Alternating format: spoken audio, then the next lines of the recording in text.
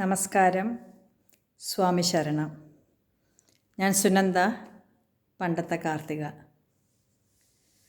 Harivarasanam charitable trust Kottarakkara office ഉദ്ഘാടനത്തിന് എല്ലാവിധ ആശംസകളും നന്മകളും നേരുന്നു. ഹരിവരാസനം ട്രസ്റ്റിൻ്റെ ചെയർമാൻ ശ്രീ മോഹൻ ഞങ്ങൾക്ക് പരിചയമുള്ള വ്യക്തിയാണ്. അദ്ദേഹം പറഞ്ഞിട്ടാണ് ഞാൻ 2 വാക്ക് പറയാം എന്ന് മനസ്സിൽ വിചാരിച്ചത്. കൊട്ടാരക്കര എന്ന് കേൾക്കുമ്പോൾ എനിക്ക് അതിയായ സന്തോഷവും വലിയ ആത്മബന്ധവുമാണ് എനിക്കുള്ളത്. കാരണം എൻ്റെ അച്ഛൻ്റെ അച്ഛൻ അവിടെ ജോലിയെല്ലാം കഴിഞ്ഞ് റിട്ടയർമെൻറ്റ് ടൈമിൽ അദ്ദേഹം കൊട്ടാരക്കര സ്ഥലം വാങ്ങി വീട് വെച്ചാണ് അവിടെ താമസിച്ചത്. കൊട്ടാരക്കര TBയുടെ അടുത്താണ് എൻ്റെ അപ്പൂപ്പൻ സ്ഥലം വാങ്ങി വീട് വെച്ചിട്ടുള്ളത്.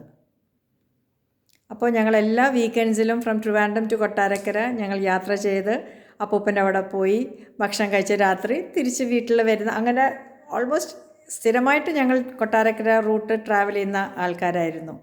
അതുകൊണ്ട് കൊട്ടാരക്കര പട്ടാഴി എന്ന് പറയുമ്പോൾ എനിക്ക് വലിയ സന്തോഷം തരുന്ന കുറച്ച് കാര്യങ്ങളാണത്. എൻ്റെ അച്ഛൻ്റെ റിലേറ്റീവ്സ് ഇപ്പോഴും കൊട്ടാരക്കരയിലൊക്കെ ഉണ്ട്, പട്ടാഴിയിലും കൊട്ടാരക്കരയിലും ഒക്കെ ആയിട്ടുണ്ട്.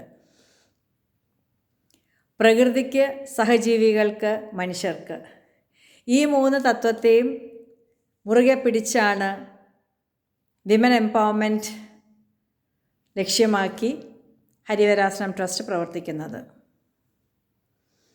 കൊട്ടാരക്കര സമിതിയുടെ ഇപ്പോൾ നടക്കുന്ന സേവനവും ഇനി മുന്നോട്ട് നടക്കാനുള്ള പ്രോഗ്രാംസിൻ്റെ വലിയൊരു ലിസ്റ്റ് ഞാൻ വായിച്ചു.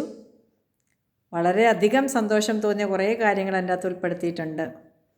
ഒന്നാമതായിട്ട് അമ്മ മാളികപ്പുറത്ത് ശബരിമല ദർശനം, കുട്ടികൾക്കായിട്ടുള്ള സ്കോളർഷിപ്പ് വിതരണം, റോഡരികിലുള്ള അനാഥർക്കുള്ള അന്നദാനം, പാവങ്ങൾക്ക്, നിർധനരായ കുടുംബങ്ങൾക്ക് ഭക്ഷ്യധാന്യ കിറ്റ്, മെഡിസിൻ കിറ്റ് വിതരണം, രോഗശൈലിയിൽ കിടക്കുന്നവർക്ക് വീൽ ചെയർ, പിന്നെ പെൺകുട്ടികൾക്ക് ഹരിവരാസന മാംഗല്യ നിധി എന്ന് പറഞ്ഞിട്ടുള്ള പുതിയ ഫണ്ടാണോ എന്താണെന്ന് എനിക്കറിയില്ല, അതിൻ്റെ ഒരു രൂപീകരണം.